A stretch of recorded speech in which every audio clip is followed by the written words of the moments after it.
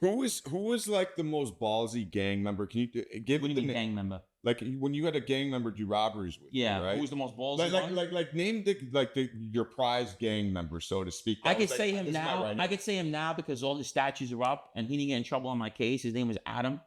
Right. Adam. They called him Gizmo. What gang was he with? Latin King. And he was okay. He was like a really good friend of mine, but he was legit, bro. Now explain. He was doing scores with me back in 2004. I started off with him. Explain like how what was legit about him. Imagine like most Ballsy, like if I wanted to kill somebody, all I had to do was tell him, "Let's go." We were gonna kill James Emerson one time, right? A guy in my crew. We were mad at him, and he's not gonna like to hear this, but it's the truth. We were gonna kill him. We were actually sitting on him. Me, Adam, and his cousin with 357 big ass gun, a Tech 9, everything ready to smoke this dude. The only reason why we didn't kill him because his girlfriend was in the car with him. Oh, okay. Otherwise, we were smoking him, and they were right there ready to shoot before me. And why were you? See, this is just an interesting thing because most people have heard you talk about this before. Why were you using a gang member instead of like another mob guy? I trusted him more than anybody. I never. That's crazy. So I'm gonna be honest with you. He wasn't even in my profits. Darren brought him up in my profits. I got in trouble almost for him because what happened was they were asking about all my robbery team guys. I just forgot about a lot of shit they say. Right. They're like, "Oh, you tried to leave him out." So I'm like, "No." They're like, "This guy was with you on this robbery." I says, "No, he wasn't." Well, this guy is saying that he was. Darren brought his name up. Yeah. I'm like, "No, that's not true." So it was a conflict, but the reason why they always took my side is because they needed me more than Darren.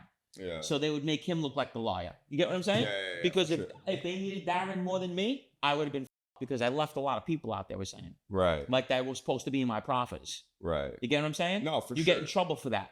Yeah. So they felt like I was trying to save people. Right. You know what I'm saying? Where Darren, this dumb brought him up into like multiple robberies, and I'm like, no, he wasn't there. They're like, well, he was there. I'm like, no, he wasn't. Yeah. You know what I'm saying? So that's just crazy. That's just interesting to me that like you trust this Latin King more so than other Italian like mob. He was official, bro, and I could talk about him now because like everything's up. He can never be charged for nothing. You know what I'm saying? They only murder. If you commit a murder of me, obviously that's no statute. But we never committed a murder together. Right. So even attempted murder, there's no the statute's up. So go ahead. I'm sorry. He was the best guy I ever dealt with as far as like crime. And I never really spoke about him. I didn't even put him in my book like that. How about that? But what made him so much more next ballsy, level? Bro. Like for instance, me and him did the most wild shit together. I remember. Like give it wild story. We had a guy zip tied to the steering wheel. Wait. What? What? He's gonna laugh. Listen. At the end of the day, everybody watches my shows in the neighborhood. And I'm going to tell this story because me and him and Darren did a score.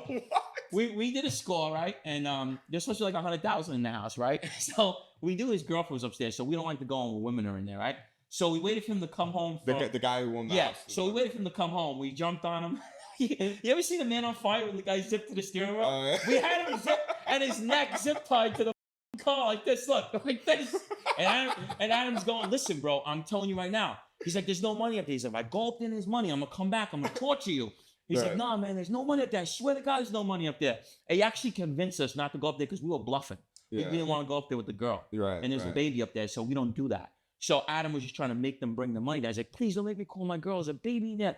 I swear there's no money in there. You got the wrong dude. Right. He was lying. We found out there wasn't there, but there was a baby and a girl. But the scenario, he's going to laugh about this. We had the guy like this, look. Yeah, but how did I swear there's no money.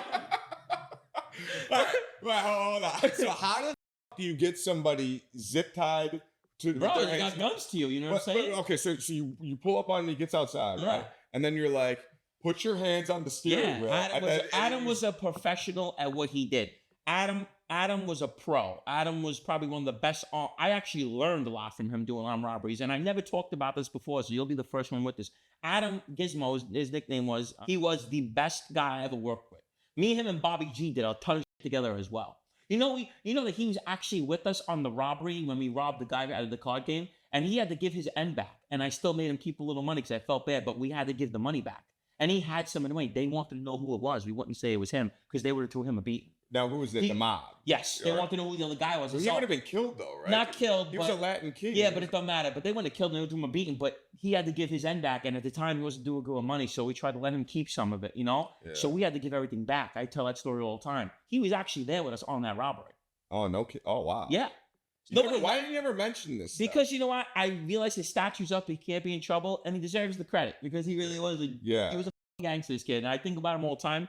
Me and him was super close. Give another wild story.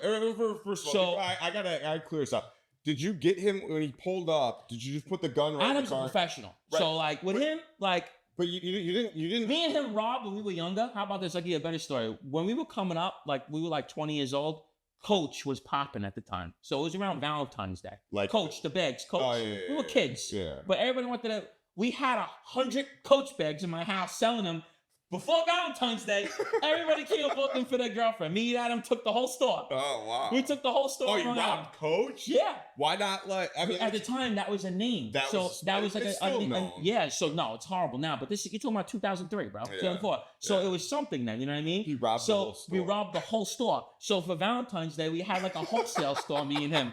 And we sold every bag, and we made thousands of dollars. You know what I'm saying? They're going for the bags like $300. We sell it for like $200 a piece, $150 a piece. Everyone's buying them. Everyone's buying them. Everyone's buying them.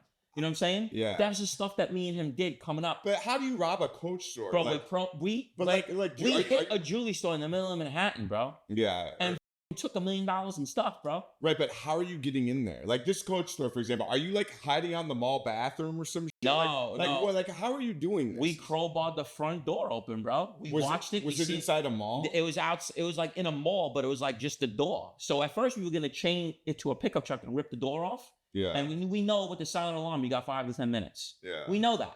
We got another car. We got a stolen car that we're gonna just ditch, and we go into we steal cars like that. You know what I'm saying? So we'll rip the doors off. We'll go in. We'll take everything.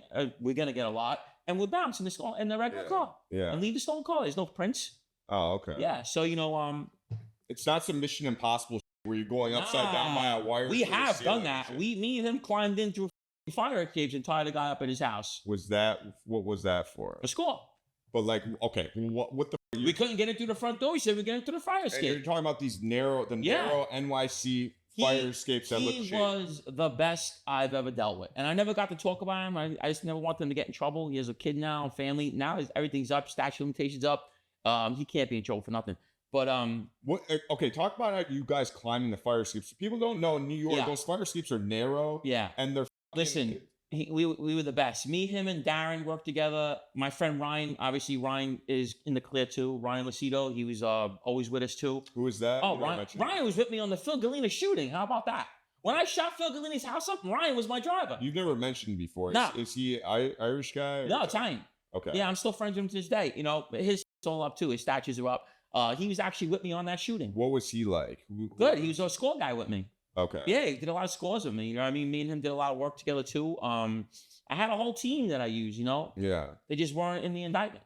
Can you please describe you? I'm picturing MacGyver. You Bro, we were pros, bro. Like, how are you? Adam was 2 years younger than me, but he was like, I didn't start doing armed robbery till I got older. You know what I'm saying? That's a different ballgame when you cross over with a pistol. Yeah. Like, it's always different. You could rob stuff and stuff like that. But when he was already doing armed robbery, that's a whole new ballgame. Yeah. When you step into the armed robbery world, you make more money. Yeah. You know what I'm saying? You make more money. But the time's more severe. Consequences. Triple. Yeah. Triple the time. You know what I'm saying? An armed robbery could get you 20 years. You know what I mean? So a burglary gets you nothing. Probation, maybe. You know what I'm saying? So it's like much different. You're burglarizing a drug dealer's house. They didn't even care. You start tying people up in their home and armed robbing guys. That's big time. Yeah. You know what I'm saying? So it was a whole new ball game, and you got to really do your homework and do things. So when Adam got brought to me by a kid named Chris Blood, who I grew up with, I knew him for a long time. It was his good friend. And Chris Blood said, yo, I got this guy. He's a great score guy. You're going to love him. I said, all right.